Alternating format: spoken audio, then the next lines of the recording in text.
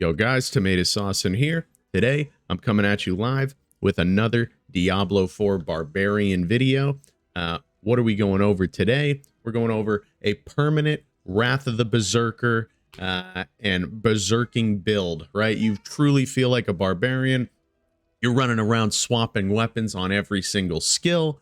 And this is a build that focuses on permanent berserking uptime through our skills and absolutely cracking with double swing. So let's get into the skills, guys. We'll open up the tree, and you can see we are starting out with Lunging Strike. Lunging Strike, I think, is one of the best early game barbarian abilities. It gives you an insane amount of mobility, and it hits pretty hard on normal white mobs. So when you're in the open world, this feels really overpowered.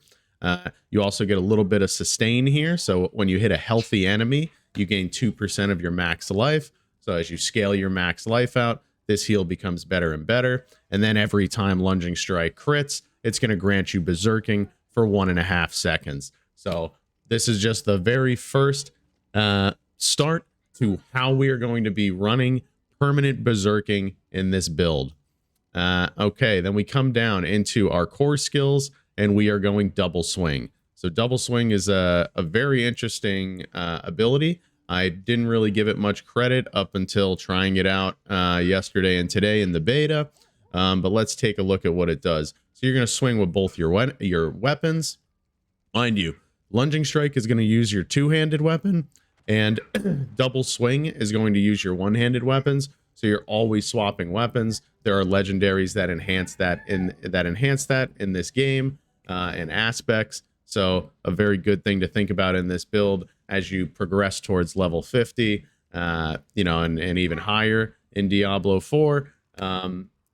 Weapon swap builds, I think, are going to be very strong for the Barbarian class. They're going to scale very well.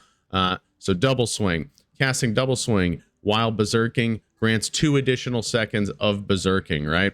So first of all, if it damages a stunned or knocked down enemy, you're going to gain 15 fury. You're going to be stunning enemies quite a bit in this build.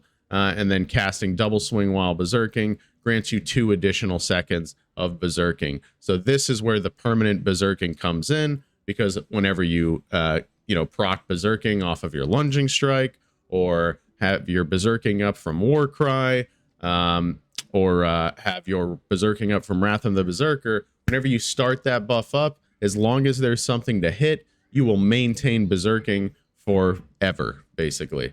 It's pretty awesome, and berserking is a very strong buff in this game. And you'll see how we can even make it stronger as we go down this skill tree. Now, we're taking Pressure Point. Your core skills have a 10% chance to make your enemies vulnerable for 2 seconds. That's more damage. Vulnerable enemies take 20% increased damage. You'll have your enemies vulnerable because you will be double striking a lot. And then Endless Fury, your basic skills are generating more fury when using two-handed weapons. If I had more talent points, I would put more points in both of these abilities. Now you can see we're taking Ground Stomp into Enhanced Ground Stomp, all the way up to Tactical Ground Stomp. If we're ever low on fury, boom, we're ground stomping, stunning the mobs, and knocking them out. Then we go into Rallying Cry.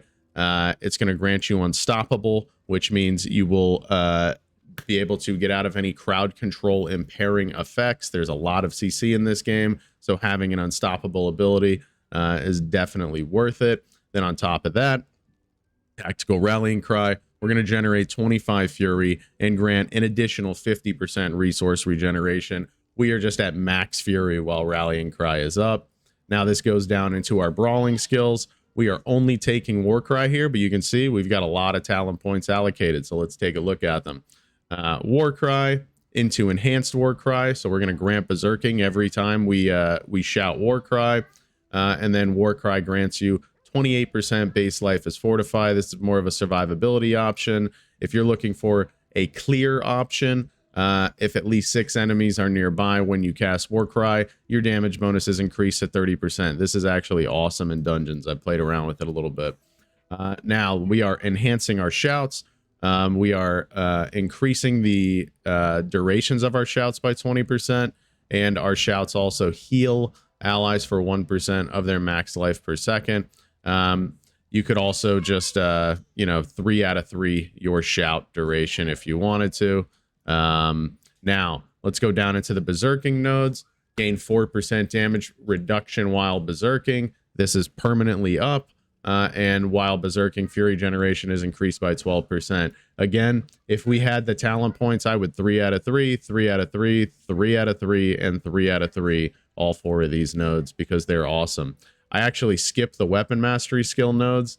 I just really haven't found a use case where these feel good to take except on a bleed build. And I go down into our Wrath of the Berserker node. This is the ultimate ability that I have decided to play. You gain Berserking and Unstoppable for 5 seconds. Berserking, you're actually gaining for 10 seconds. And then dealing direct damage with basic skills grants Berserking for 5 seconds.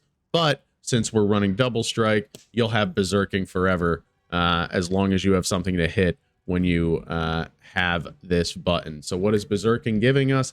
It's giving us 25% increased damage and 15% increased movement speed. Now, as we level up, we can also get Unconstrained, increase Berserk's max duration by 5 seconds, and its damage bonus by an additional 25%. So I think you can see where this like true berserking barbarian build really ties together as we level up, right?